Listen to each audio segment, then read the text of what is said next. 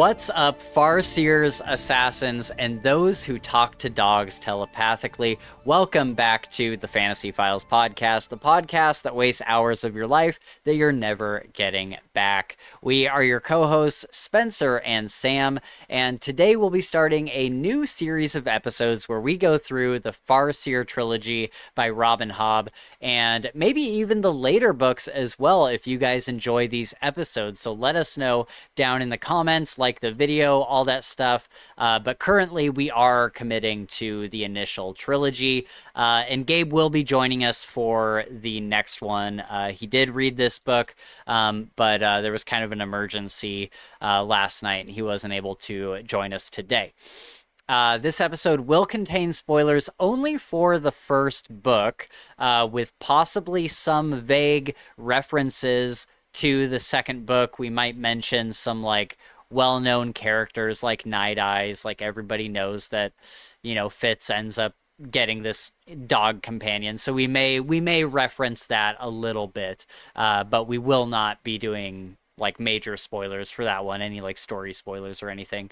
If you would like to reach out to us, we got Twitter, we got Discord, we got Patreon, where you can watch these episodes live as we're recording, just like you could do right now if you're a Patreon watching right now. Thank you so much.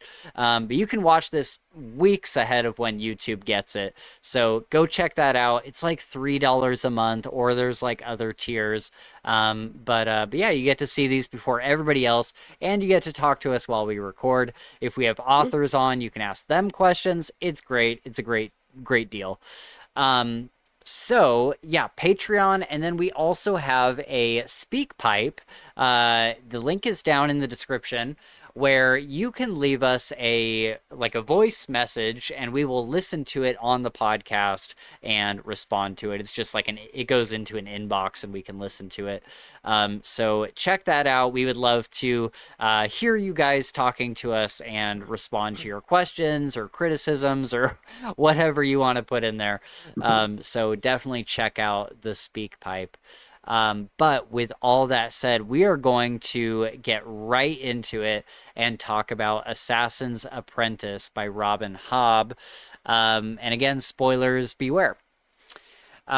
So, Sam, this is one of your favorite series, and I probably would have not read it if not for you.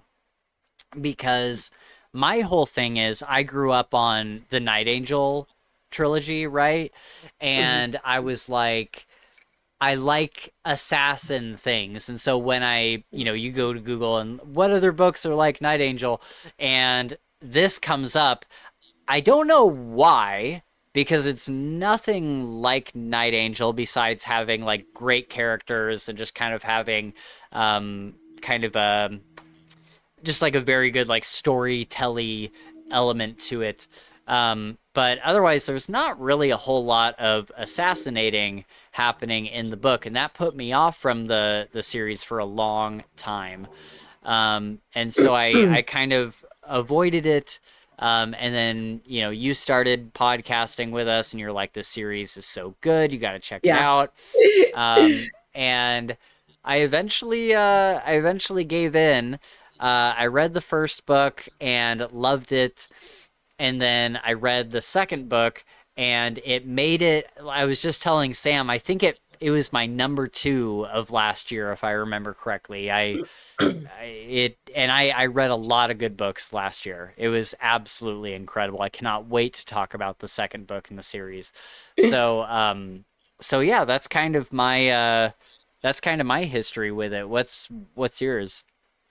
I can't remember for the life of me, because when I first read it, it was so long ago. It's been probably 5 years since I read it for the first time. So I really don't remember how it came to me and what drew me to pick it up. But it was instant love for me. And it's not even necessarily reading the description, the synopsis, something that I would be like, oh yeah, this is my kind of book. I want to read this.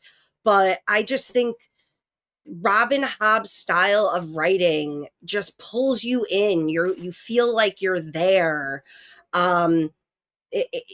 you feel so much just as you're reading all of her books. She is very good at pulling emotions from you instead of you just reading and being like, yeah, okay, like that was good. Yeah. So the story is just so compelling, and she's really good at dropping little hints and breadcrumbs for things, and then you find out something major, 5 books later. Right. So I love these books. I've read through all of them, through all of the other series that come after it, with the exception of the Live Ship Traders, I think it's called. I've talked about this before, where I just got really mad that she put a whole series between like Yeah. the Fitz series, and then you're supposed to read this like piratey series, and then you get back to the Fitz story. So with that exception, I've read them all multiple times, and every time it's never boring. It's never like, oh, why am I rereading this? Every time it's like you're reading it for the first time. Right. Yeah, it's even, this is my second read through. And even this time, I was catching so many things that I didn't either remember or didn't catch Mm-hmm. before. And it's just so incredibly good. And it reminds me a lot of King Killer. Mm-hmm. Not in the same way. I think they're very different stories to some extent. But I love we have this protagonist who's kind of a misfit, and we're just listening to his story. It's not like this big epic thing necessarily, even though there is like epic things happening, but it's not this like overwhelming like epic fantasy like a Stormlight or something like that. And It it's feels very not, real to me. Like yeah. if someone was in Fitz's shoes, this is the actual realities of what his life would be like. Yeah, and I think one thing I really like is Fitz. Yeah. I don't think he's not a character where I'm like, oh, I love him because he's so like charismatic, or like like the characters from King's Dark Tidings, where it's like they all have their thing, right? Like they all Mm-hmm. have their thing that they're good at, or they have like a quality to them where they're like the charismatic one, or they're the funny one, or whatever. He doesn't really have any of those. He's kind of just like a humdrum kind of guy. But I think that's what I like about it. He's Mm-hmm. not like he's not really good at any one thing Mm-hmm. necessarily. He's not like a dashing hero or like a grimdark like anti-hero Mm-hmm. like Kyler from Night Yeah. Angel. He's not a chosen one. I described him as he's just a kid whose life is being decided for him completely out of his control. He gets thrown into this royal court, and basically he is told, you're going to be an assassin now. And if you try to go be anything else, like a scribe or whatever, the king will probably have you killed because you won't be useful to him anymore. So you're here now, and that's just the way life is. Like, you didn't have a choice in this whatsoever. Like, Mm-hmm. you're here, and this is what life is like for you now. And I think that that's really interesting. And he's just a guy. Like, he's not like, he never really does anything. I mean, he's got his clever moments, I guess, but he never does anything like super clever. He's not very good at lying. um, No. and Burrich is like, "Are you using the wit?" And he's like, "No." Oh. Like, I think I just love Fitz's story because he's dealt a really rough hand, yeah. and he's just trying to play it as well as he can and make himself useful. He has no memory of his mother. He That is is another weird thing, is he does not remember. I was listening to a podcast yesterday because I'm like, I want to hear what other people are saying about this. And they had just read the first book, and they're like, it's really weird that he doesn't remember his mother, because most of us have memories, like we don't remember when we were like 2, but Fitz says he doesn't have any memories before going to Burrich at 6. Mhm. So what is that about? And I don't know the answer to that yet.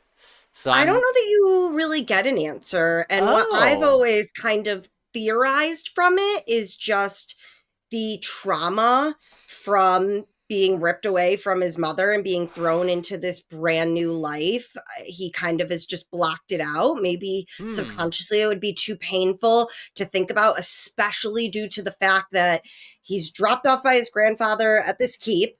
And then he never gets to meet his father. His father immediately abdicates, yeah, from being the next king and leaves with his wife. So he doesn't even get to meet his father very shortly after his father dies, right, So I really think it's a trauma response yeah, to kind of save him in a way. But you do find out at one point something about a family member that we okay. we don't know about that did show up in this book. So Oh, interesting. yes, Okay, yes. okay. Um, so the one thing that I do really like about this story and Fitz in particular is that he has this father who is a prince, and he runs away with his wife that they didn't really want him to marry, but he loved her, and so he ran away with her, decided he didn't want to hurt her by having his bastard around, which, Specifically because she was unable to have any children. And it right, also kind of confirmed that it's her that can't have the children and not his right, father. right. And turns out she would have loved for him to be there, or at least maybe not at first, but eventually she Mhm. was like, I need to meet him. Because Um, her lady's maid later in the book, what's her name? I'm blanking on it. Lacey? Lacey says that she had come around to it. She says Yeah, Patience had come around. She wanted to come back. She wanted to like yeah. bring you into the fold, and that was heartbreaking. Yes, this is so hard. I love Patience so much. I do Um, too. but what I love about this storyline is that even though Fitz doesn't get to meet chivalry, he has all these people around him telling him all about chivalry and what an amazing person he was, and he was so charismatic. Everybody loved him. He had a heart of gold, and he was just like this really, really good guy. He made some mistakes, but he was like a good person. And I love that Fitz, instead of being like, "Oh, I'm the bastard son of this prince who like didn't want me," he gets into this royal court and gets to find out, "Oh no, my dad was actually great. Like he was actually awesome." And I can't remember if we learn something more about chivalry in the second book. I want to say there was kind of a reveal later, but maybe I'm misremembering or confusing it with another book.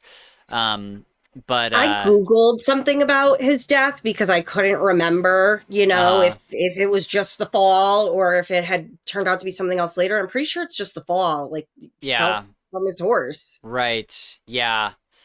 Um but yeah, I liked that aspect to it where Fitz, despite everything else that's going on, he doesn't have to grow up thinking that his dad was like this terrible person or whatever. That's also gotta like hurt though at the same time because like you're all Yeah. saying my dad was this phenomenal person and he couldn't even meet me one time. He just ran away once with Patience. And plus, Fitz always has to deal with everyone saying that he's the spitting image of his father, Right. that Yeah. he looks exactly like him. I mean, I think one of the interesting parts in the book was when Fitz goes on the trip with Lady Time and Verity, Yes. and they're trying to get the two, like I think dukes, to like man the walls together and work together instead of Shemshai like Right. neglecting the one. And Verity says, like, I can just picture it. If your father was here, he would be saying all the right things. He would be like Yeah. building these bridges together and mending these friendships. And he's like, I feel like I'm just saying all of the wrong things. So it's extra sad because it seemed like Chivalry would have also been a phenomenal king. Right. Yes. And I love Absolutely. how they have that tradition of they named royals based off of like the characteristic that they thought would be like their biggest like redeeming quality in a way. So you got like Yeah. Shrewd, who's like a shrewd king, and Yeah. Chivalry was so chivalrous, and Yeah. I do love that. What does verity mean? Like what does the word mean?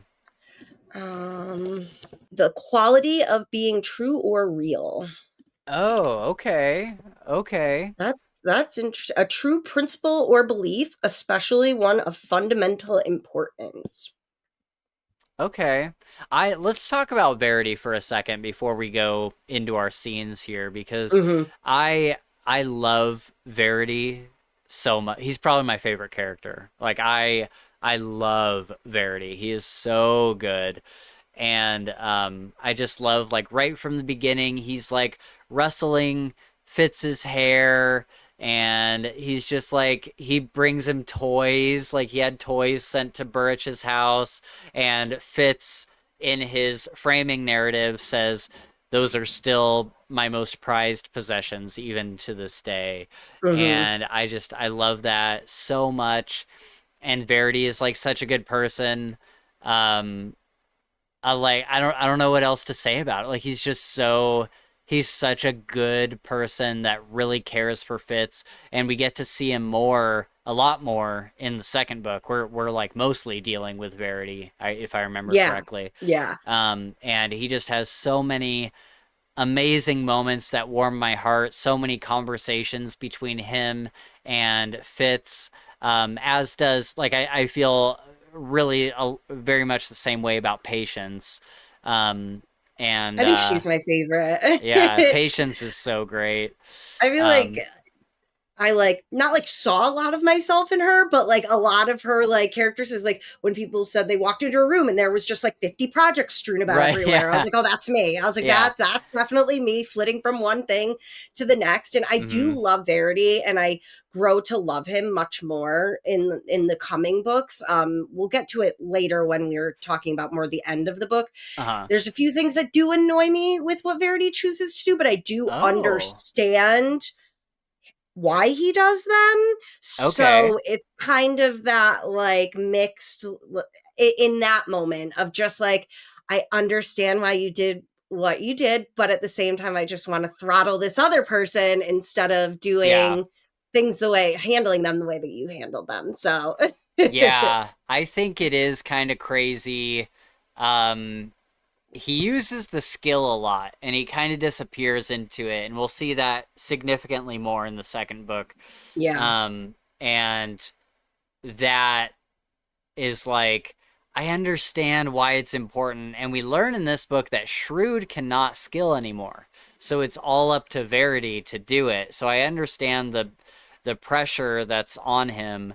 But it's like live a little bit. Like live a Little little.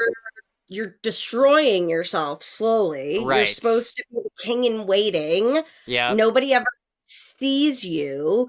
And Hmm. I understand why you're doing all these things you do because the whole situation with the forging is terrifying. It's an Yeah. absolutely terrifying situation that needs to be dealt with. And they're living in a time where people don't have cell phones. They don't have Right. phones, Yeah. things are much more difficult to handle. But at the same time, I do think he was being very narrow minded and only looking in the moment and not also thinking about the future. Right. Because Yeah. also, Verity, if something happens to you, Regal is next in line, and we Yeah. can't have Regal as the king. Okay, Right. Yeah. he's a But nightmare. He is a horrible human being. One of the people I think I hate most character yes. wise out of any of the books I've I read. know. I feel the same way. I hate Regal. I hate I hate Regal Regal. so much. He's even worse in the second book.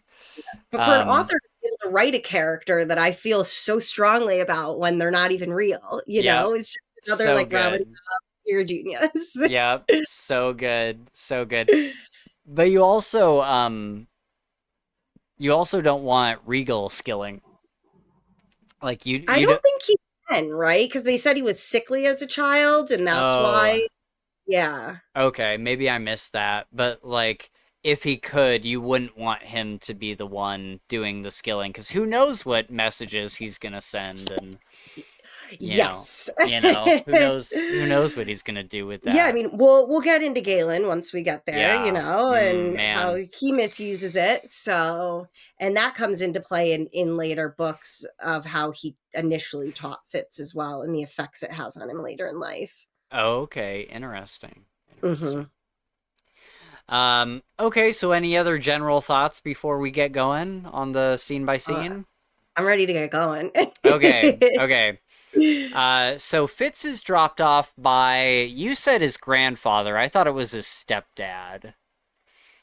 I thought that he said that his daughter went and got knocked up, and now he's having to feed not only his daughter because nobody else will marry him, but her child, and nobody will marry her because she has had a child out of wedlock. So I'm pretty sure it was his grandfather. Okay, I thought it was her new husband that was like, I'm tired of taking responsibility for the prince's bastard. Um, I'm pretty Interesting. sure it was his grandfather. Okay, yeah, that might be worth looking up because I thought that was interesting. Like, are you able to say if we ever see his mom again? I'm pretty sure we don't. I'm pretty sure we Okay. don't. Mm-mm. Wow, that's so interesting.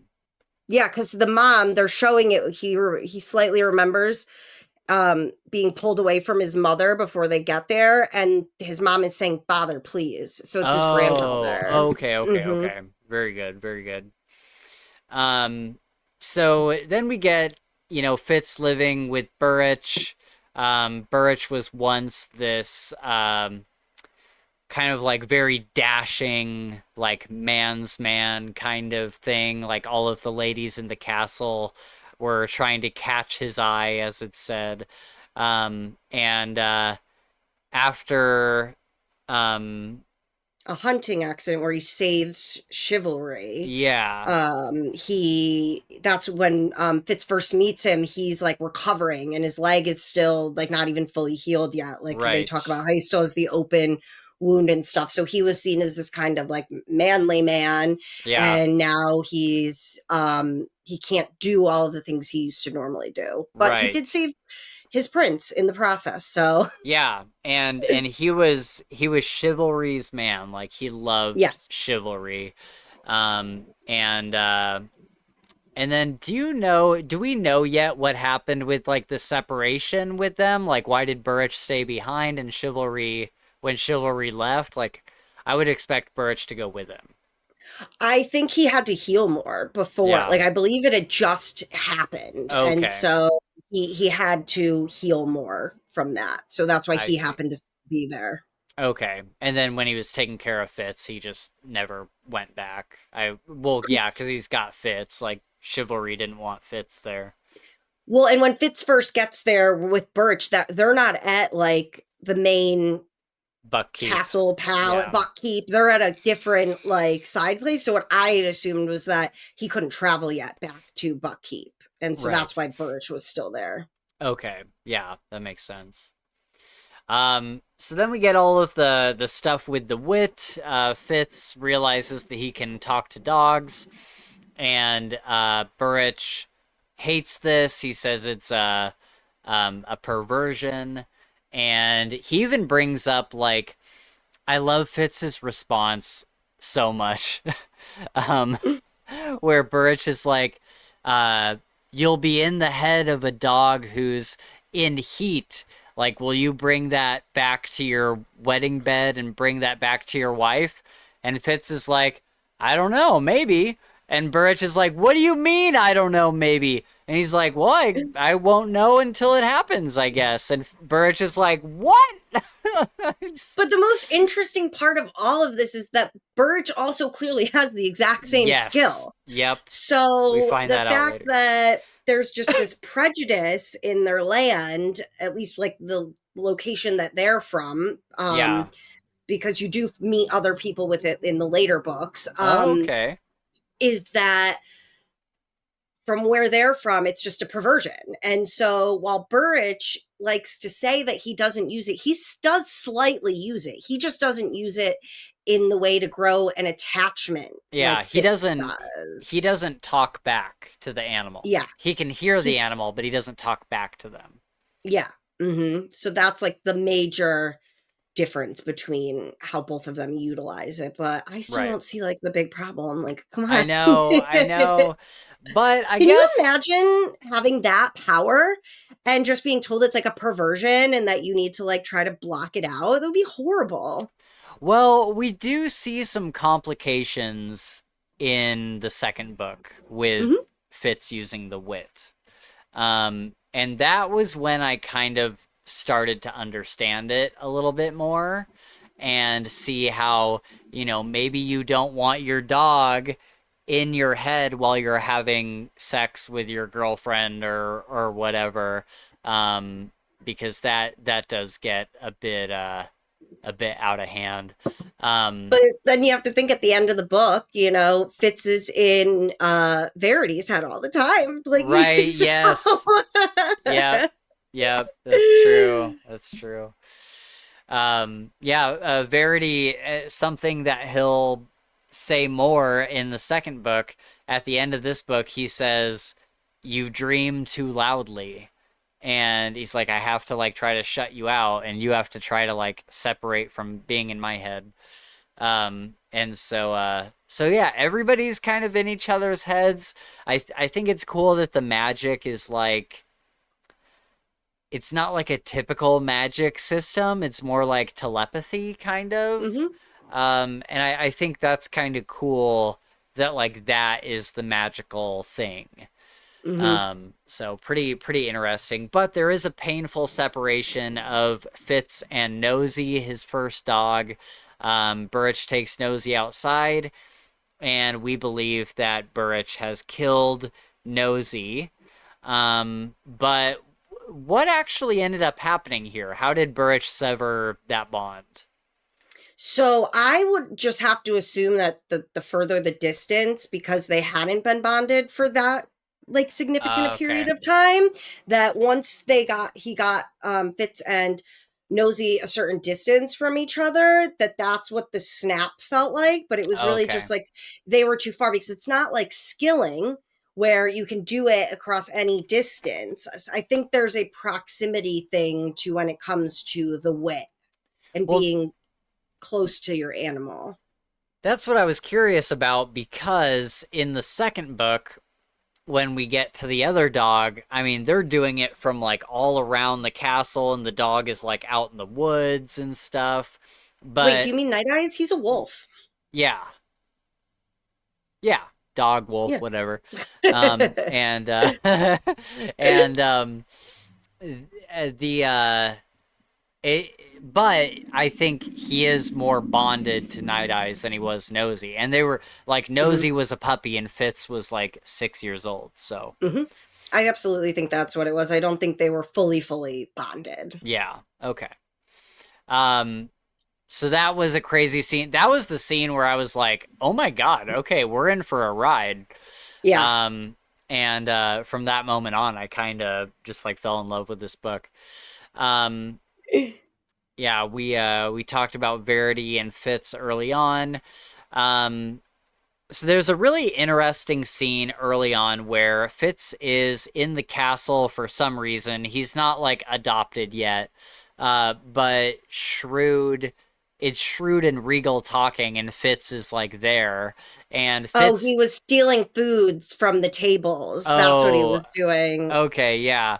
Yeah. And they're both like looking down at Fitz.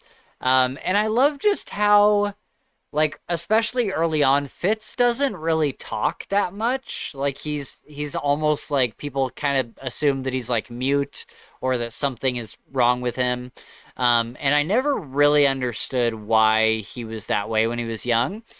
But he's looking up at Shrewd and Regal, and they're talking, and Shrewd is telling Regal, be careful how you treat the bastard now, because someday, he's not going to be a kid anymore, and he's going to Hmm. remember how you treat him, and you can either, um, raise him up to be a king's man, or Hmm. he can grow up to hate us. and that's when Shrewd gets down on his knee and he gives Fitz the pin that allows him to enter the king's chambers at any time and request an audience. And then he invites him to stay in the castle with the nobility and servants. Fitz is very hesitant. He doesn't want to, but Burrich kind of forces him that way. And then we meet Chade. Who's going to teach him the art of assassination. And Chade is also a bastard. He's the older brother of the king. Yeah, what do you think about this whole part of the book? I mean, I thought that was really interesting, that their idea of how to bring Fitz in was like, oh, it's a perfect like apprentice for Chade, so that Verity can have Fitz do what Chade does for me eventually one day, and they're supposed to Right. kind of be this like unseen, unsuspecting. Although I think Chade is much more hidden from Yeah. the day to day life than Fitz has at least been so far. Right. And I just think it's really interesting that there are a lot of, and this is the words they're using in the books, bastards, in Yeah. there, because you find out then at the very end that Galen is as Yeah. well. And that, Fitz has to wear his bastard badge proudly, but others Right. can have it hidden. And Right. so Fitz is really just put in kind of this like rock in a hard place. He didn't really have a choice when it came to being an apprentice to Chade. Yeah. Not that I don't think he didn't really mind it. He had the mind for it. Right.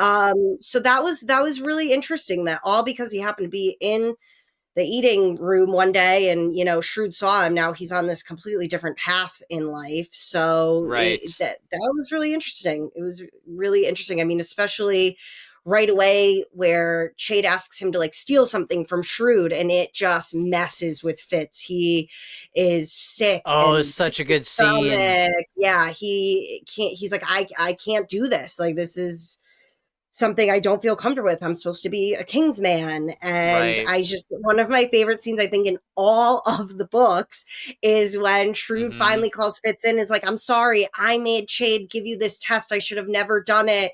Yada, Yeah. yada, yada. So when he's done, he like shows Shrewd he's taking the knife off the table. Yes. And then he He goes up stares to him in Chade the and eyes while he does it yeah, and slips it up his sleeve. And yeah, then he doesn't say anything, which I love. He doesn't say yeah, anything to Shrewd. He yeah. doesn't acknowledge his apology in any way. He's just Mm-hmm. like staring him dead in the eyes and grabs the knife off the table and like puts Yeah, it in his sleeve. I'm like, yeah. that was so cool. It was a great way to be able to like complete the command without Yeah. betraying anyone. And then he just Yeah. shoves it in the freaking fireplace. Oh my God, Yeah. I love that. And then It's just one of my favorites. yeah, and they never talk about it again, and it's still in the fireplace mantle to this day.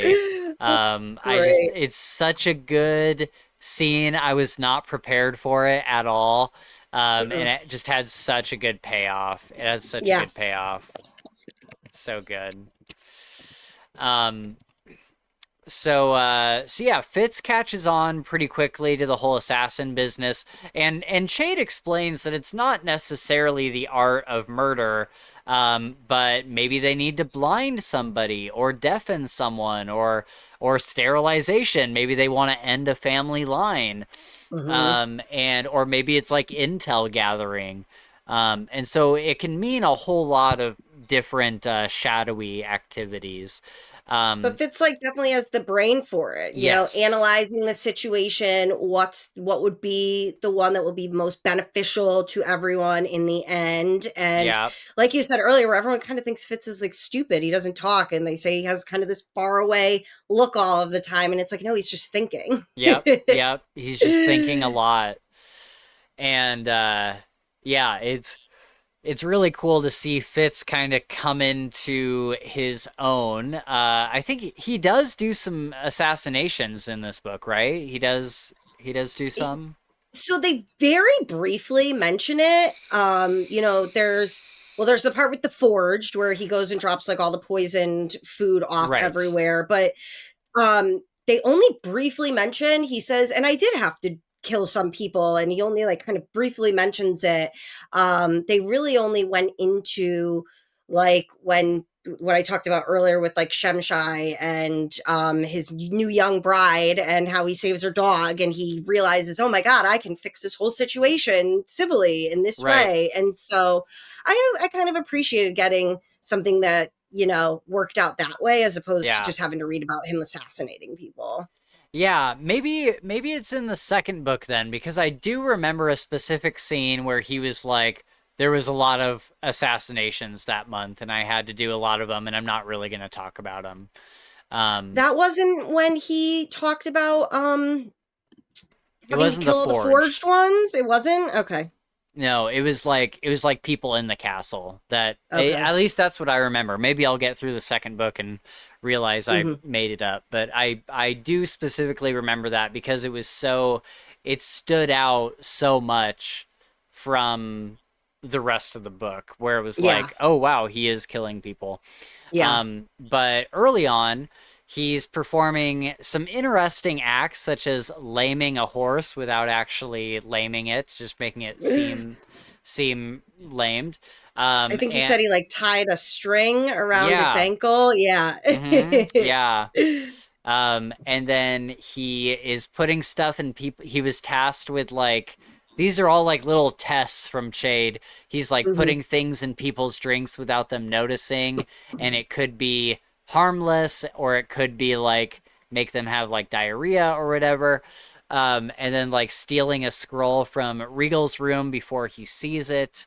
Stuff like Mistress that. Hasey's scissors and then Yeah. getting them back before she notices. Yeah. Yep. Yep. So yeah, there's a lot of like cool things at the beginning here, and he's learning about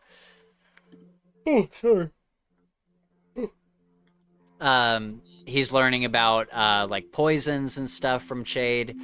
And so yeah, it's kind of a cool I picture it as like a montage in my head. Yeah. So then Fitz gets offered a position as a scribe's apprentice, but Shade tells him that if he ever leaves from under the king's thumb, then he will become a liability and will end up dead. And I don't know for certain, so you don't need to confirm or deny, but I get the feeling that at some point he runs away. I think in one of the later books, whether it's this trilogy or the later one, I get the feeling that at some point he runs and he's on his own. But maybe that's not the case. Maybe he's in Buckkeep the whole time. Um, so end up dead.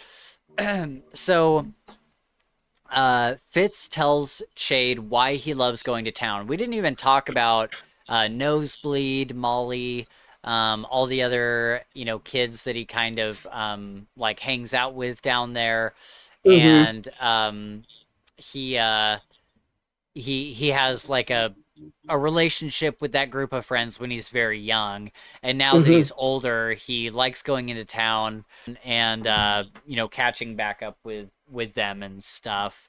And it seems like Chade, and I think he just likes getting out of the castle. He just likes being down there where the people are, like Yeah, and he's not known as like the bastard like he is right, up at the castle.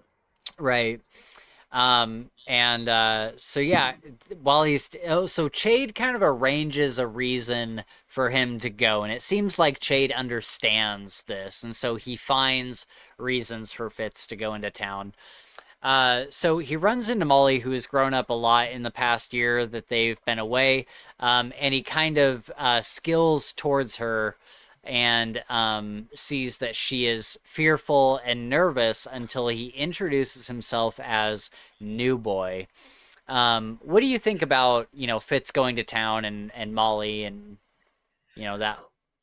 Well, so story. when he was like young, and before he became like a Kingsman, he was down there a lot playing with all of these kids, and they were kind of getting into a little bit of trouble, and so he's caught by Burrich one day as they had like stolen sausage or something from a vendor, the smokehouse, I think they called it, and that was kind of when his trips down to the town were abruptly stopped. Yeah. And he had to start kind of apprenticing with Burrich. And so I think that was really hard for him. Yeah. And I think maybe Chade kind of knew that he needed to get back out. And so he found this way that he could get him out of there, but still have something that he needs to do. So it's so funny when he runs into Molly again for the first time because he calls her Nosebleed and she just looks at him like, excuse me? Yeah. Yeah, she's like, like, I don't like, go by that. But I'm yeah. surprised that she didn't. I'm surprised that wasn't the giveaway. Like, Yeah. she went by Nosebleed for years. Yeah. So I was a little confused about like how long had it been since you Yeah. guys had seen each other. But when you're young, if you haven't seen another kid in 2 years, you Yeah. you might forget about him completely. So Right. I did love their little reunion and how she realizes he can read. He kind of plays it off like, well, I know some of my letters, and Right. asks him if he can read these old recipes her mom had, and you can see how much that meant to Molly to now know Right. what they had said after so long. So I thought Yeah. the reunion was really sweet. Yeah. I thought it was funny where he reads her real name on the parchment, and it's like a really ugly Nosegay. name, Nosegay or something. Nosegay. And he's like, it's a beautiful name. And I'm just like, I don't know. Well, and what I found interesting was Molly said, I never knew that's what my mom named me. Like that was Right, the name she gave me. And I'm like, so do you guys just like pick, like, is that not like your father's last name? right. Like, does somebody just, your mom picks it for you? So I was a little confused about that though. And I'm like, if she just picked that, why? Yeah, for I mean, I guess sure. like it could, like, even if you look at it as nose gay, like happy, it's like nose happy. Yeah, what does that I mean? don't understand. It's so odd, so odd. But on the way back, we find out that Chivalry has died, and Chade tells Fitz that Chivalry went into isolation to keep Fitz safe, that he did care. He tells him that Fitz will be under intense scrutiny and he will likely be singled out and seen as a target. He tells Fitz how what they do can determine if new leadership is on their side or not, depending on who they do or don't kill, or influence. So yeah, this was interesting. Chivalry has a reason for, like, not only would it upset Patience, but also he thought that if he had his bastard son around, it would be, people would use it as a way to get to Chivalry, I guess. I that kind of did make sense to me in the sense that if he hadn't have abdicated and he stayed like and became king, it would have kind of thrown in this whole, okay, well, will Fitz be now like king in waiting? Is he Right. going to go above Verity and Regal? And I mean, as we see later, how jealous and horrible of a person Regal is. Yeah, Yeah. I could see how his life would have been um, More in jeopardy a dangerous. Yeah. lot, more dangerous. And because he just left and Fitz just stayed the bastard, it was a little safer for him, Right. Yeah. Yeah. Yeah. Super, super unfortunately. interesting. Yeah. Hmm. Do we ever get like a prequel book or anything where we can meet Chivalry? Not that I'm aware of now, Okay. Okay. which is sad. I Yeah. wish. Yeah. It's one thing I find myself wishing throughout like the whole book is I just wish they could have met once, Yeah. just Right. once. That would have been nice. And I think it's worse because Fitz finds out that I think Verity um Chivalry does see him at one point, but Fitz was sleeping, so Oh. he wasn't like aware of it, Yeah. which was really sad. Oh.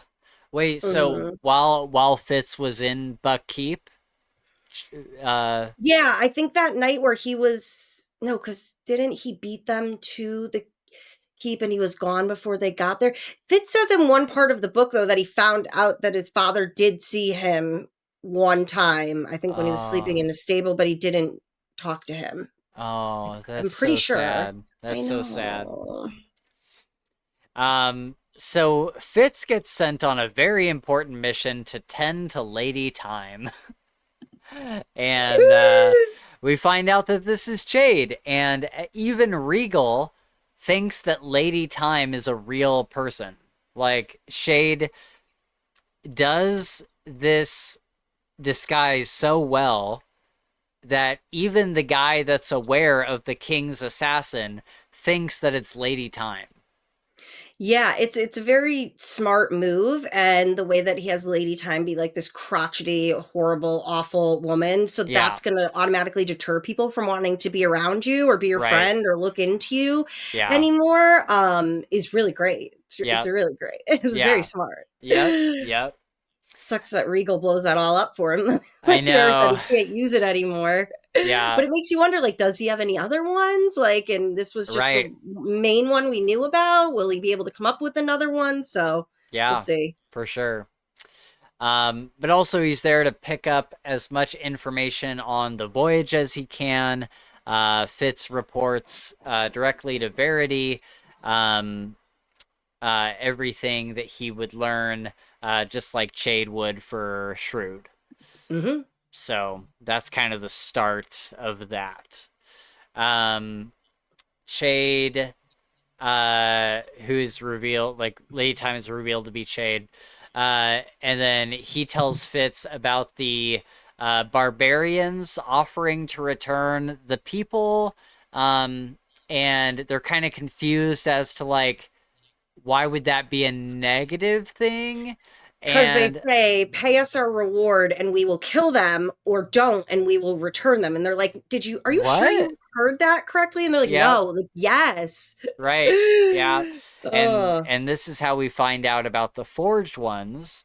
And Shade and Fitz go on the road, and I just love this scene. Like I love them on the road together, and Shade is like taking Kara seed, and Hmm. he's like all like peppy and everything, and then eventually he falls ill from it. Um, and uh, and Well, then because I they would assume it's if you took a bunch of meth, yeah, for a really long time, and at some point you're going to have to come down, and you're going to come down hard from it. right. So I Yeah. was like, I understand why you're using it during this time, but that's going to be rough later. Yep. Yep. Um, yeah, and they show up, and these people are basically zombies, like not really zombified, but they're not in the right minds. They have like not a pack mentality, but like a horde mentality, kind of. So we got Um, one of my favorite things from this whole trip is that this is when Fitz realizes that he's been seeing the world in a way that nobody else has. He goes, imagine you grow up in a world where everyone's blind, but you have sight. There really wouldn't be any way for you to know that you have this sense that nobody else has, because they don't have it. So there's no way to talk about it. And so that's how he realizes that when he looks at people, he sees, like, I almost think of it as, like, in a lot of books and stuff, they'll say, like, the loom of the world, and mm, everything's weaved in together. And so he sees people with, like, the strings that kind of like attach them to the world. And he didn't see the forged ones at first because there's nothing there. Like, so he can sense when somebody's like coming into the room behind him. But right. if it's a Yes. forged one, he would not have any sense that they are there, which I Right. thought, I was like, oh, that's really fascinating. Yeah, that's really cool. That's really Like, and cool. I don't know if that falls under like the wit, the skill, a combination of Yeah. both. Like, how does that tie Hmm. into everything? Yeah. Interesting. Do we ever get an Hmm. answer to that? I don't know if we get an explicit answer, but I would think of it as almost like the wit, Yeah. because like he does like quest towards Molly, and can feel her feelings and stuff like Right. that. So I guess that's what I would classify it as if I had to. Okay. Okay. Because you never hear like Verity or anyone talk about that feeling. So Yeah. Yeah, that's true. Um So then he saves Patience's dog with the bone that was stuck in his throat. He's like, you can't feed it these things. What are you doing? Oh no, it wasn't Patience. It was the young new bride of the guy Shemshai, I believe, who was Oh, neglecting one of the towers, and he saves her dog and then convinces her, right. well, you should like bring everyone together. Ask your new husband to like man it, and it'll be like the Queen's Tower, or the whatever her title was. Which I thought was really smart and brilliant way to solve the issue they were having. Yeah, he says that he had a vision of her standing at the Mhm. tower with like a wreath in one hand or something and like, Mhm. saved the kingdom. And Mhm. yeah, it was really cool how he was able to influence those events without it needing to resort to anything murdery. Mhm. Yeah. Um, Patience comes onto the screen soon after this, or onto the scene soon after this. I love And it because you don't know it's her at first. You know what mhm, I mean? You don't know it's yeah, her. And the best part is when Burrich finally gets back from wherever he had been away and he realizes it's like, oh, I know this horse. He's like yeah, patient and sincere. And he goes, have you met her yet? And Fitz, like everything clicks in his head of like, oh, that's this woman who's like been harassing me about like, what am I yes, learning? How am I getting along here? And sees yeah, him drunk one day and like harasses him about it. And Burrich just goes, I could tell by the look on your face you've met her. She has that way with yeah, people. yeah. So good, so good. I So love it. good. And I love that Oh, she treats him like her own child because she wants him to be. Like she is like, I'm gonna get you taught in all these things. Like, you're gonna have a real education. She dotes on him. She gives him the dog. yeah, Chade Um, even says, I've been trying to get Shrewd to allow you to like learn the skill forever, and all it takes is patience going in on one day, yeah, and now you're allowed. And how one of the first times he goes to her room, she kind of has a breakdown at one point. And she's like, you should have been mine. You I should have been know. It's so mine. good. Was so It's, good. I oh just my love their God. like dynamic and relationship, and it's great. Yeah. Oh, that She's a was great character. fantastic. Yep. I love that they like bring her back in, you know, even though he Mm-hmm. doesn't get his dad. Right. She is brought in and it's someone who clearly cares for him. Yes, very much so.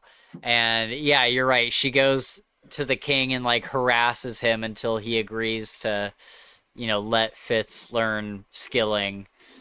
And Um, kind of just be raised as if he were, you know, yeah, of just the royal blood. right, right. Yeah, that had to go a long way with the king for the wife of chivalry to come back and be like, no, like he is, you know, pretty much he's like pretty much my son. Yeah. And he's It's gonna just be, interesting. You think yeah, Shrewd would maybe be mad though, because like chivalry gave everything up kind of because of patience in a way. And, yeah. you know, Hmm. so it's interesting. Yeah. I think there was just like a lack of communication. I think it was like chivalry assuming that Patience would be very upset and not want this kid around, and he loved Patience so much that he was willing to give up his son. Hmm. But if he had like had a bigger conversation with her, I don't know, like I don't maybe that know. wouldn't happen. Yeah. Yeah. Maybe. Yeah.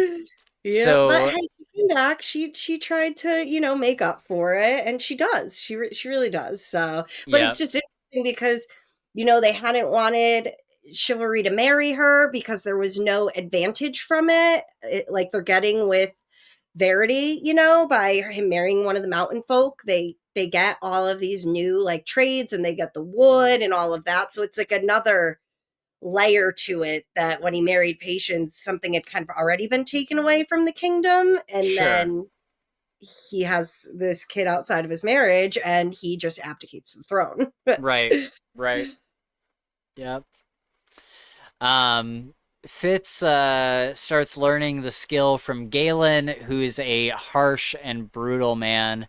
At one point, they lock wills, and he pushes back against Galen, who beats him within an inch of his life. Burrich takes care of him, and the fool was somehow involved, as he was there when Fitz wakes up. Well, you know what I found really interesting about all of that is so they're being trained by Galen, and he's being horrific and awful to them, and he wants Fitz to drop out, and Fitz almost kills himself. He almost like jumps off of the like roof that is where they train, only for him to find out, because he keeps saying later, like, I don't have the skill, I don't have the skill, that Galen had imprinted it in his mind that he was worthless and didn't have the skill and he was useless and to try and kill himself. Right. But you also find out, and I don't know if it's at the exact same point or not, but you find out that Galen you had heard that Galen was obsessed with chivalry and like followed him around like a puppy and wanted to be his number one man. But you find out later that chivalry hated Galen, and Galen had done something so bad to Verity at one point that chivalry skilled Galen to make him be obsessed with him. Oh. I didn't catch this. Yeah, it's so briefly mentioned by Verity when he's talking to Fitz at one point, saying, oh yeah, well, Galen hated your brother until when Fitz goes to help Verity in his tower, and he's telling him how, yeah, your father used to skill like a bull, like it just slammed into you all at once. And that's when he explains, yeah, well, Galen probably hates you because of what your father did to him. Yeah, interesting. Oh man, I'm so glad you said something, because I would have never caught that. It was a detail that I didn't really remember. It wasn't, I wasn't sure that it was like the first time I was hearing it, but it wasn't something I remembered at all. So I was like, oh, it's another layer to why like Galen would hate him. Because I think when chivalry dies, it's gone. Like you're not under that control anymore. So you would remember. Oh, yeah. Okay. Very cool. Okay. So we were talking about he was getting trained by Galen, and then it doesn't work out. And then, and you get the really interesting. So Fitz is like convalescing in Burrich's, where Burrich stays. And when he wakes up, he finds out, I think from the fool, that Burrich dragged Galen up to the witnessing stones and beat the ever-living crap out of him. And that was one of the few moments in the book where you're like, yes, let's go. Yes. Finally, one of the bad guys is getting something that they deserve. Yes. Oh my God. That was so satisfying. Good. Oh my God. Literally. I love that. But it doesn't stop Galen from messing with Fitz, unfortunately, but it does set him back a couple steps. There was one quote from Burrich that I really liked that he was saying to Fitz. He says, "You have a birthright to his time and his knowledge. Make him give you what is yours. Don't run away. No one ever gained anything by running away." And it's such a good moment between Burrich and Fitz. And I didn't really talk about this in general thoughts. I should have. But did you do the audiobook? I went back and forth just because I'd read it before. So I sometimes, like on the way home from work or while I'm at work, I would listen to it. But I mainly read it. Okay. Did you realize that the narrator for this is the same narrator for Night Angel? Yeah. I love it. I love that so much. Right? What's that? Stephen Fry? Is that who it is? It's Paul Bomer. Oh, okay. Yeah, he was great. I loved it. Yeah, fantastic. So then at the skilling test, Galen drops Fitz north of Forge, and Fitz doesn't give him a horse. He gave everyone else a horse as well. Right, yep. And Fitz uses the wit and sees that Smithy is in trouble. Burrich is attacked, and the poor dog is terrified, crying out for his boy. It's heartbreaking. And Oh. Smithy intervenes and dies horribly for his efforts. And Burrich tries to tell him later, like, he died quickly. And Fitz is like, in his own head, he's like, I know that he didn't. Like, Well, and during all of this, Fitz is like fighting for his life against forged ones. right. Yeah. Yep. Yeah, Yeah. it was just heartbreaking. And then once he finally makes it back, they barely recognize him at like the door to get into the keep, and he goes sees Birch in the infirmary, and within like 5 seconds, Birch is then angry at him because Fitz already knew what Yep. happened by questing through them, and I'm like, come on. Come on, dude. Really? Really, Oh, so really, and just tells annoying. him like it's better that we like just never like see each other again. I'm like, that Right. is horrible. That is Yeah. horrible. Yeah. It's awful. It's awful. You're the closest thing Fitz has to like a father. Come on. Right. Yep. Absolutely. Oh. So then Fitz is tasked with watching over Verity, who insists that Fitz disposes with the title of Sir, which I thought was great. He's like, just call me Verity. Um, Mhm. and he's skilling and is becoming lost in it. Verity is so kind to Fitz and trusts him. He says that Galen did not earn his position. He was given it because he was the previous teacher's pet. The person that was originally the skilling teacher. He was kind Well, of I think a he was the only one who was learning from her. What's her name? Serenity, yeah. something It like starts with an that. S. Yeah. It's an S, yeah. And that they didn't really want it to be him, and he wasn't able to like complete his training before she did pass. So it's just very unfortunate all around that has consequences, Right. after because of it. It's Right. unfortunate. And is it also in this scene where we learn about how the person who is skilling can take power from other people, can like use their whatever their magic pool to So it may not necessarily be like the first one right away when he's there, but it is at some point when he's up in the tower with him that he finds out there used to be whole coteries of people who were yes, just there to lend their strength to like the king who was skilling and stuff right, like that. So yeah. yep, yep. And what all do you know what all Verity is doing while he's skilling? Is he just like talking to people?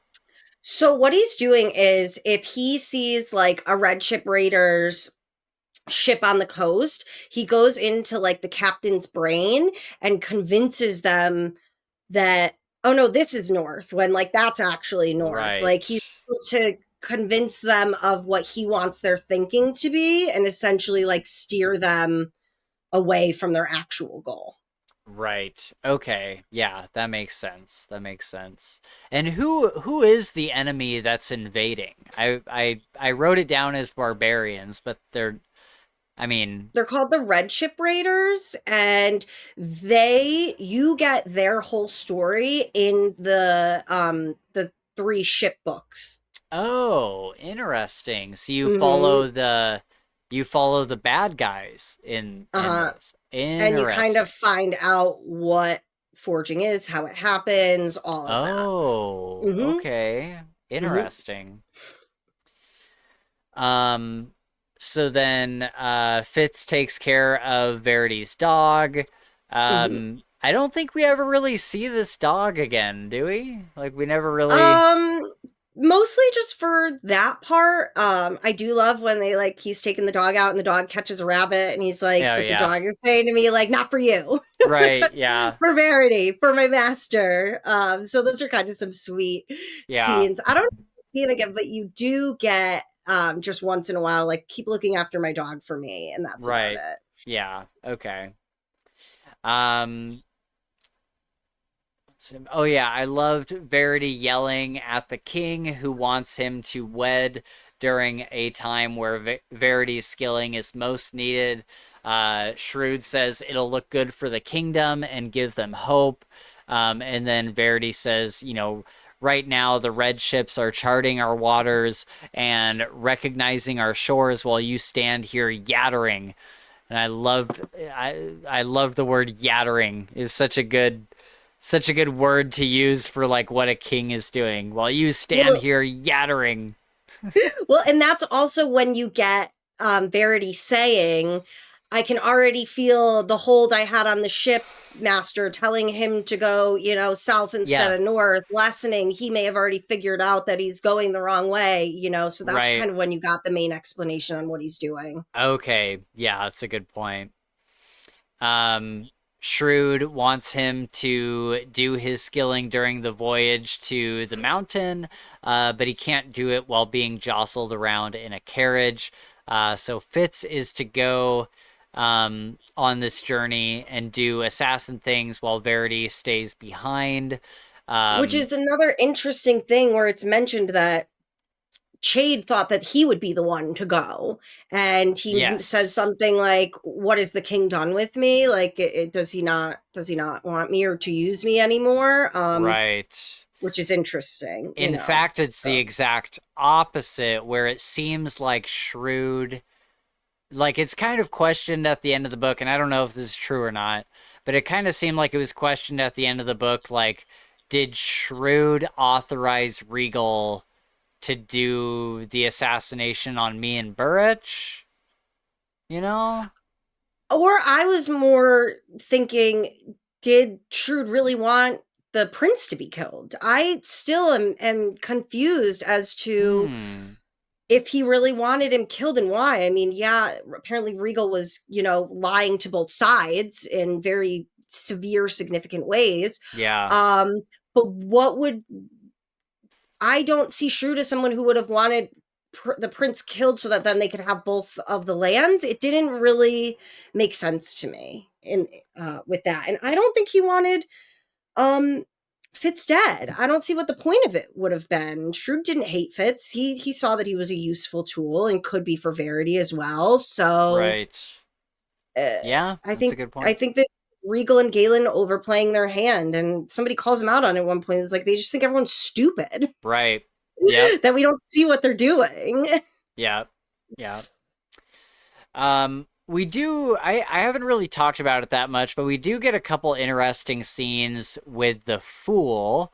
He comes up to Fitz and says, Fitz fixes something. It's like a weird. That's yeah, it's bizarre. I don't know what it means. Okay, I didn't know if somebody out there had like, oh, it's actually like a prophecy, and like, we find out later or whatever. I even Um, tried Googling it because I was like, why am I not remembering what this means? And I couldn't find anything on it. Okay, interesting. Yeah, the Fool is very weird. I like him as a character. We see him a lot more in book two. And just a really interesting character. I think I still don't know what's up with the Fool even after book two. Fitz becomes, I mean, the Fool is like a main character in all of the rest of the books, like a very large character in all of the Okay, rest of them. His role will become much more clear. interesting. Okay, cool. The Fool does have a baby doll in his room, and it's like a very like finely crafted like porcelain or clay. Realistic. Yeah. And Fitz takes that to mean he must be lonely, but I'm like, there's got to be more to this, right? hmm Yeah. Okay. Yeah, Okay. but nothing that you would know from this book alone. So Right. Okay. So then Patience gives Fitz the earring that we later find out is what Burrich gave to I keep wanting to say Charity. Um to chivalry. Chivalry, thank you. Oh, do you And want me then to tell you what it means? Because we had said not that earlier. yeah, I guess It's explained in this can I book. okay, yeah, then tell Yeah. me. So when Burrich gave Chivalry that earring, that's him saying, like, I'm your man. Like, you're my Ah, king. I am your man. So by Patience putting that earring in Fitz's ear, she's basically telling Burrich that you need to be Fitz's man. And that's ah, why when Burrich first sees it on him, he's like, she would give you this. And Fitz goes to take it out. And he's like, no, keep it. And when Fitz is injured at the end and they're talking about like, Fitz is like, do I go back to Buckkeep? And Burrich says, well, I go where you go. Yeah, that's right. Mm-hmm. Okay. So it's like that Yes. confirmation that now Burrich is Fitz's man. Interesting. That's very Mm-hmm. good. I like that. I like that a Mm-hmm. lot. Um, and then yeah, we find out that Verity had a crest made for him, which I thought was so great, so he doesn't have to wear the bastard crest. He has like his own crest, right? That's very similar, you know. I think it Yeah. just has like the slash through it or something, right? And Yeah, I thought, okay, maybe I'm confused because I thought he was wearing the one with the slash through it, but they told him like you might be right. you can pick your own name, or like you can make your own crest, and then Verity like made him a crest that was like without the slash, but it was different from the Buckkeep Yes, you're crest right. or You're the right. Hmm. Chivalry crest or whatever. It was his own. So I just thought, I was like, that's so cool. Like I Yeah. love Verity so much. Um, so then we get Fitz meets Kettricken and tells her about Verity, singing his praises. And I thought it was great. Before he left, Verity was like, just tell her about me. He's like, don't lie, but like tell her that I'm a good person. And Fitz is like very honest with her, and he tells her all about Verity. Or Um, how about when they first get there and like a bunch of them complain that they want like litters to be carried up to the mountain and they find out after that it was like the royal family members that were carrying everyone. oh yeah, right. Yes, that was great. That It was was great. mortifying, you Yeah, know, that would be but so also mortifying.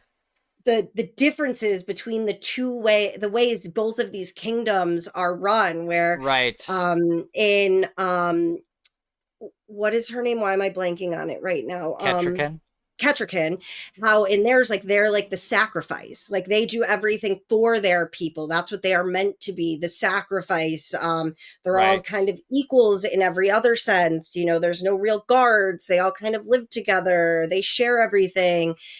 And then versus, you know, how things are in Buckkeep, it's like, oh my God, these are just two different worlds. Right. Correct. Yeah. Yep, they're very different. And you find out Um, that Regal has just been filling everyone's head with, you know, horrible, horrible ideas of how these people are from where he's yes. from. It's horrible. Right. And he was telling Kettricken that Verity is like an old man who's Mm-hmm. very like caught up in his work, and he's very shrewd and just very like uncaring. Mm-hmm. So Kettricken has her own kind of view of Verity, and Fitz is like, no, like he's Nope. awesome. Yeah. Um, and do you think that Regal wanted Kettricken for himself? He did. It's kind of Okay. it almost explicitly said at one point. It's almost at the end when they tried to first poison Fitz and he starts questing and he keeps saying like he can hear this little mouse voice that he'd never heard Yes. before, and you realize that that's Regal and it's him and Galen talking, and what they're saying is yeah, they want Verity gone. Regal would marry her, have a Right. baby with her, and then get rid of her as well. And then he could rule over this inland place that would be much safer than Buckkeep. You're right. I do remember that now. Mm-hmm. Yeah. Yep. Yeah, that was his plan, man. I Man, mean, oh, crazy. he's so horrible. He's the He's worst. awful. Um, and then drunkenly he tells her that they were gonna poison her brother. And this is all to get Fitz poisoned or taken out by them. Hmm. And Fitz does his best to fight it off. And then who's the John assistant? Quee, Yeah, John Kui like comes King's by. sister, and he kind of alludes that he thinks she is their Shade. King's Shade. Yeah, Right. Yeah, their and shade. Yeah. she definitely saw what was going on and happening. She understood. Right. Right. And then Rorus comes in and he's like, I'm so sorry. And Kettrikin is like mortified. She's like, I can't believe I've done this. And I love this quote where Rorisk says, there was no excuse for her to poison a guest, especially on the eve she is to be married to your uncle. And Fitz says, I imagine I would feel much the same about it at any time. That was whether great. it's whether it's the eve she's to be married or not. Like, I don't think Yeah. I'd like it at all. Yeah, just at any time. Just at Yeah. any time. uh, so it doesn't make sense to poison Rorisk, but Regal wants Fitz to do it anyway. Fitz tries to skill to the king through August, but believes that August didn't actually skill to him at all. And we find out later that Shrewd can't skill, so August never got through to him. Like it was all fake. Which is a great little bit of foreshadowing there. Yeah. I also didn't understand like Regal's whole thing where you like gave away that Fitz, even though he wasn't there to poison Rorisk, like that's what you were telling everyone, but then you wanted Fitz to still do it? I think he wanted them to see it coming and then have Fitz do it, and then Fitz would get caught and killed or imprisoned or something. I think that was his plan. He wanted to put someone on to the idea that Fitz is going to try to kill your brother, so watch out for him, kill him, capture him, whatever. I think that was kind of his goal. Yeah, it was just so stupid though. Like Fitz knows that you told everyone about him. Yeah, so... right. Yeah, Regal is not very good at the whole. He tries to be very like conniving and very like intrigue, like court intrigue and stuff, but he's not great at it. No. I love when Fitz goes to Kettrikin's room and he says, if I kill your brother tonight, what would you do? And I forget what she says, but Fitz decides not to assassinate Rorisk, and he like shows him. He does kind of the same thing that he did with Shrewd. He like shows him putting the poison in the drink. And then the brother dies anyway because they're drinking this wine, even if it wasn't that cup. Regal it was had already poisoned. In the apple wine. Yeah. Yeah, that was one smart move, on their part. But also, like, how did you know Fitz was actually even going to go in there? So maybe he was assuming that if Fitz didn't try to go, Rorisk would have drank it and then been poisoned. Everyone would have just assumed it was Fitz. Right. Yeah, that was the plan for sure. Yeah. Yeah. So Rorisk still dies, and there's kind of this one thing, I don't know, I wouldn't say I don't like it, but it was kind of confusing for a while because I was like, who's on Fitz's side and who's not?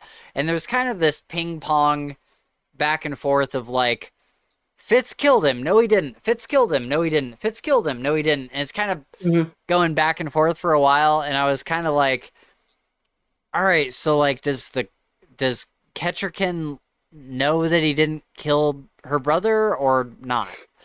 I think she did somewhat figure it out that or at least realized that there was more going on and she didn't have all of the information. So that's why she's like, nope, I'm forgiving him. This is like my final thing and we're just going to move on from it. Right. So it's yeah, they ended up blaming it on like Regal's guy who was helping him, is like manservant or whatever. And but I think most of the main players know what actually happened. Right. Okay, good. So then we kind of get to the end, which also works as like the climax of the book, which is really interesting because usually like the big climax of the book is kind of it's like a little bit earlier than this, so it was really interesting to have like basically what is the last chapter or the second to last chapter of the book be Hmm. like this big climactic moment. So what I wrote down here is everything we learn at the end, and we can kind of go through each of these little subplots because there's a lot of stuff, just like little things that are back to back to back to back. So we learn about Regal's plan. He had the brother poisoned. He had planned to kill Verity and Fitz through Galen, and he kind of had his own like machinations and plan in all this. Obviously, he wasn't going to kill Fitz through Galen, but he has Galen with his hand on Verity's shoulder trying to pull power from him. And then he was trying to drown Fitz, who did not have a lot of like bodily Mobility. autonomy in this Hmm. moment where he's just like drowning in this tub and only able to get up for air every now and then. Hmm. And so I thought that was kind of interesting, but then Verity, so Fitz tries to skill to the king, and he's able to use the wit to get a hold of the dog. Wasn't it the dog that pulled him out of the pool? The dog is, and I can actually show you something really cool because I was partially also reading on my phone, and he didn't let the dog know. The dog, I think, just on his own was able to know that he was in trouble and go help him. And there's this really beautiful photo at the end of the book. Let me Oh, find it because I let's happened to see. the one I downloaded happened to also be, sorry, my ring light is, Yeah, there's a little bit so of it's him a. with the dog Oh on yeah, him. I've seen this picture. Yeah, yeah, yeah. Yeah. Um no, so he tried to get Shrewd, but Shrewd was like a wall. He said that he couldn't get through, and that's how he ended up with Verity. Then Yeah, realized what Galen was doing to him. And so he said to Verity, like, I'm a king's man. I will give my life for you. I'm about to die anyway. So sends him all of his power. And right. then Fitz thinks he's dying, but then he wakes up and Nosy had pulled him out of the water. But Yes. he didn't like instruct Nosy to do that in any way. Okay, okay. I thought that he had I had remembered it as like a specific conversation or like a specific moment that we saw, but I guess not. Yeah, That he wakes up and that's how he ends the book. He's like, and I'll have those scars on my hand for the rest of my life. I still don't know how he did it to this day, like pulled mm, me out, but yeah, I'm right. so Okay. sad. Oh, so good, so good. So what happens to Nosy after this? He died. Oh, Nosy died? Yeah, he gave his life like saving Fitz. Oh, how did he die? I think he just gave out. Like he used up all Oh. strength to save Fitz from. He woke up and Nosy was laying on him and Nosy was dead. Oh, I didn't catch that. Oh my God, that's Yeah. so sad. Mm-hmm. Oh God, that's Yeah. awful. We didn't even talk really about Smithy that much, but I loved Smithy. I Like know. I loved that dog, and when it I died, I know. was heartbroken. So upset. So upset. Oh my God. But yeah, so he's able to get through to Verity. Verity doesn't know it at the time, but he's in like a death match with Galen. And Galen is trying to pull power from him and kill Verity while Regal is killing Fitz. But Fitz is able to get through to Verity, gives him his power. He pushes off Galen and sucks the life from him, like straight up Darth Vader, like boom, Hmm. you're dead. And that was a really satisfying moment. And that's when Um, you found out that Galen is a was bastard. as a bastard. Hmm. Yes. Oh, so good. He was the Queen's bastard. He Yeah, wasn't and he the. was older than Regal, you know? Yes. So it was just very like you were treating him so badly throughout the whole book, but you were You also were like the also a same as bastard. him. Yeah. Yeah. Oh, man. Why do you think that is? I think it's one of those like self-loathing things and just their mother. Was she Queen Desire? Is that Yeah. what her Yep. name was? She was just a horrible person who filled her children's heads with terrible thoughts and how they should be ruling, and Huh. they were the best and all of that. So I think that they were just raised to be hateful people in general, because look at Yeah. what Regal was willing to do to Verity. Yeah. So Yeah. That's awful. Verity is able to skill through August, which, first of all, is August like a good character? Is he like, or is he part of the problem? so he ended up like making it into the coterie that was under Galen's control, and so no, he was a terrible person. But they say that after He was never able to skill Verity, again. he was never able to skill again, and he left court. He just like completely Oh, left. okay. Okay. Yeah, so he's just kind of gone. So he wasn't someone that was like just kind of thrown into the mix. He was like a bad person. He was a bad person. That's why when Fitz first goes to him and asks him to like skill to the king, he was so like unwilling to. Yeah, Okay. he was one of Galen's men. Okay, got it. So Verity skills through August to Ketrikin. And he's able to like open his heart to her and show her, like, I pictured it as like pure like mind to mind telepathy, where it's like, look at all of me, like look at my heart, Mm-hmm. look at my mind. Look at my intentions. Yeah, I'm a good person. Yeah. yeah. And I think that was kind of the climax of the book for me. It was just this moment where Verity is able to show her everything and be Mm-hmm. like, I did not kill your brother. I did not know anything about this. Like, it was not my intention for this to happen. I don't want you to come to me thinking that I killed your brother. Like, I sit here awaiting you. Like, those were his words. Like, I sit here awaiting my queen. And he like opened his heart. I'm like, it was just like a beautiful moment. I loved it so much. It was so Yeah. good. I was just annoyed though, because then like at the very end, Fitz is saying how Verity never really like called Regal out on it. And while he did think Yeah. that that alone would have angered Regal, that Verity was just kind of like, you're not even worth it. Like, nice Yeah. try. Nice try. Yeah. Um, Get but it also good. like pissed me off that like Regal keeps getting away with all of these horrible, horrific things and nobody puts him in his place. I think the way that I took it is that with all of the court intrigue at play, first of all, it would have looked very bad for the kingdom for Regal to have been like found out and to Mm-hmm. be like shown like, oh yeah, this is what one of our princes, this is what one of our Mm-hmm. princes did. And so I think Verity kind of let it go for that reason. But also I think there's so many other moving pieces at play that he couldn't have known really what taking out Regal would cause. Like, he doesn't know how far the deception goes.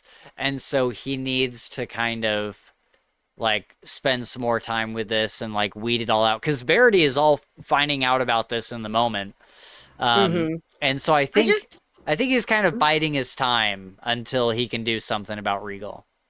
I just think the problem with someone like Regal is that if he believes he like got away with it, he's just going to try again. But I don't think that Regal, I mean, he certainly does tons of heinous shit in the next book, but I don't think he thinks he got away with it. I think he's put in his place purely by like everybody He knows knows they what I know. yeah, like everybody knows, and like they're not seeing me as a threat. And that can go one of two ways: either cowing him, which the end of the book kind of says that he is cowed a bit, or it could make him be like, okay, I gotta do like way better next time. Mm-hmm. And so yeah, it could go one of two ways. And I kind of forget what happens to Regal in the next book, but I remember there's so many just like awful things that he does. I remember it was the second book. Like, this book, I was like, oh, Regal was the bad guy. And it was if I remember correctly, it was the second book where I was like, I hate Regal. And Yeah. so yeah, I'm looking forward to reading through that again because I've forgotten a lot of it. Hmm. Um, so yeah, then we learned Galen is a bastard. Cobb is the one that attacked Burrich and killed the dog, and we get a really satisfying poisoned knife in the gut to Cobb. Hmm. That was Just like immediate fantastic. death. Yeah, Yep. I knew Cobb was like kind of a like mean towards Fitz and like he treated him like a bastard. Hmm. But I remember being surprised when it turned out that it was Cobb that attacked Burrich and killed the Hmm. dog. Um, and yeah, just a well deserved poison knife to the gut. Like that was amazing. I love that. Yep. Um, and then after everything is kind of settled down, Fitz and Burrich are healing, and Fitz says that he had many quiet conversations with Burrich, and that he told Burrich, for better or worse, kind of what was up with the assassin thing. Like, Burrich kind of knows what Fitz is now. Hmm. At least that was the way I understood it, is that Hmm. he told Burrich everything that he could tell him. Hmm. So and then the kingdom was happy about the new queen, but Fitz isn't sure if we talked about this, but Fitz isn't sure if Shrewd okayed Regal to kill Verity and Fitz. He doesn't know if Shrewd like gave not necessarily gave the orders, but like okayed the orders for Regal's plan. But Shrewd, I don't know what to make of him. Like he seems to be on Fitz's side, but he's also a player. He's like a player in the game, Hmm. and I don't think that he would feel very strongly about having to take out one of his sons. I don't know. I really don't know. I don't know maybe about Fitz, but would find it hard that he would Yeah. let Regal take Verity out because he has to know Regal would be a terrible king. Yeah. So I don't know. There I go is back and forth. Right. Yeah. There is some amazing moments with Shrewd and Fitz in the next book. Some of my favorite moments are with Shrewd and Fitz in book two. And then we find out Shrewd has lost his ability to skill because he misused it when he was younger. And I wonder if that means that he was doing what Verity is doing now. Like overexerted himself. Yeah. You can burn out from it. Yeah. So I don't know that we ever find out the Mm, details on that. I don't know. okay. Okay. And then Fitz says that he understands the earring. We talked about that. So basically, yeah, the queen returns to the keep. The kingdom is kind of celebrating this marriage. And any other things from that final chapter that I might be missing? No, no, I think we really covered just about everything. Okay. Yeah, I think that's kind of where it ends up. We don't really Mhm. I don't think we even see Fitz return to Buck Keep yet. I don't think he does for a while, right? No, it kind of ended where they were on the road. Yeah. Um, and you had asked about the epilogue and whatnot. Yes. Yeah, let's talk So about the epilogue because Fitz, that's Fitz' current day, trying to right. write down all of his memories of what he's lived through. Right. And we see that he has a son, and the son brings him like a cup of something, and Fitz in his head is like would my son ever poison me or something? He says something to that effect. Like, not necessarily would my son poison me, but is this how my death will come someday? Like with a smile and a cup of wine or something. He says something to that effect. Well, I think Um, after all the memories he's just been going through, yeah, it's just his the way his mind immediately goes to of worst case scenario. right, right. Um, and then he also mentions he said something to the effect of like every day I think about the whatever berries like that you would mix into a poison and like to off himself. He's like, every time I think about that, but no, I shall not. And something to that effect. Is there any more to glean from this epilogue? Like any more little clues as to what's going on in modern day? No, no, you kind of get a little bit of it in each book, but Yeah. no, I wouldn't say it has any high importance. Okay. Does the book ever catch up to modern day or the series? God, I can't remember because I've Okay. read like the first couple of books a bunch of times. Um, but the later books I haven't read as many times as I've read the first couple of them. And they're not fast moving in any Right. way, Right. so I really can't remember. Okay. Okay. Well, that is Assassin's Apprentice by Robin Hobb. So yeah, that's kind of the end there. Any final thoughts on this book as we kind of prepare for the next one? I'm just really excited to start book two again. Yeah, yeah, Yeah. I'm ready for it, and I'm excited for book three because I haven't read it yet. I've only read the first Hmm. two. So I'm excited to see how all of this kind of winds up. I know that people have kind of talked about this being more of a tragedy, and so I'm curious to see how we kind of get there if we do. And then yeah, I'd be interested in looking at like, is there any books we need to read between this one and Tawny Man, um, to be able to understand Tawny Man? Hmm. So that might be a little bit of research that I do or you do or whatever. Um, and and yeah, eventually I would like to get to the Tawny Man trilogy because I'm really curious about Fitz, as he's older, Yeah. and seeing what his life is like there. Because Oh yeah, there's some real interesting stuff.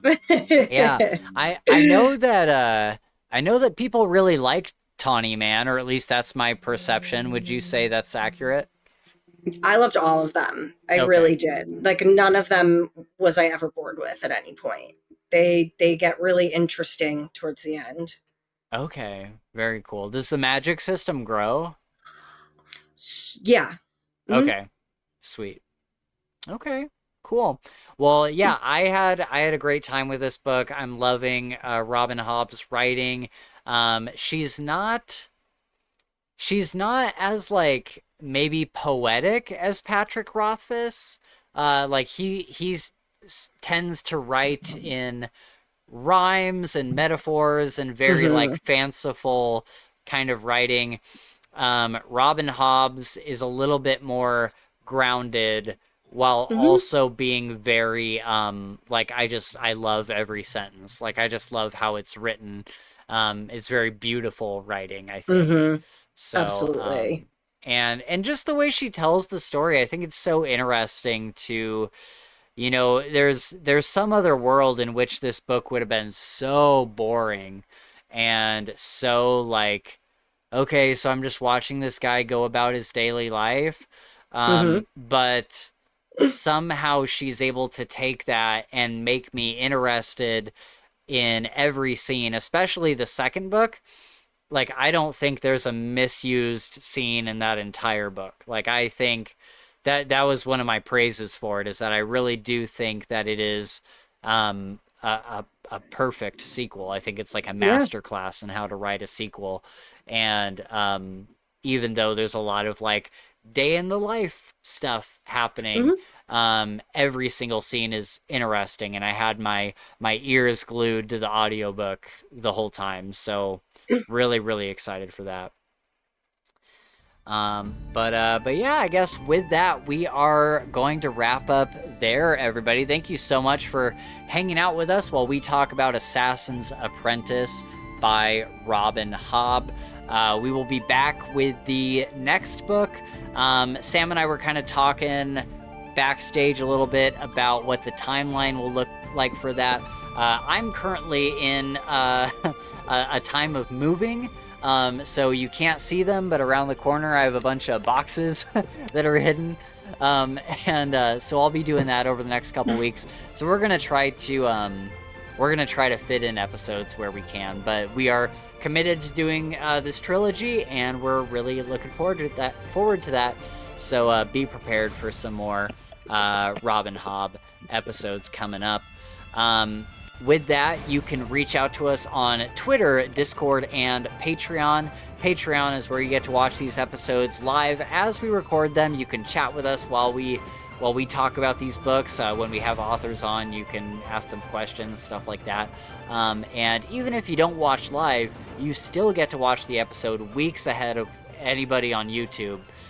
So it's well worth the $3 or $5 a month that it is on Patreon.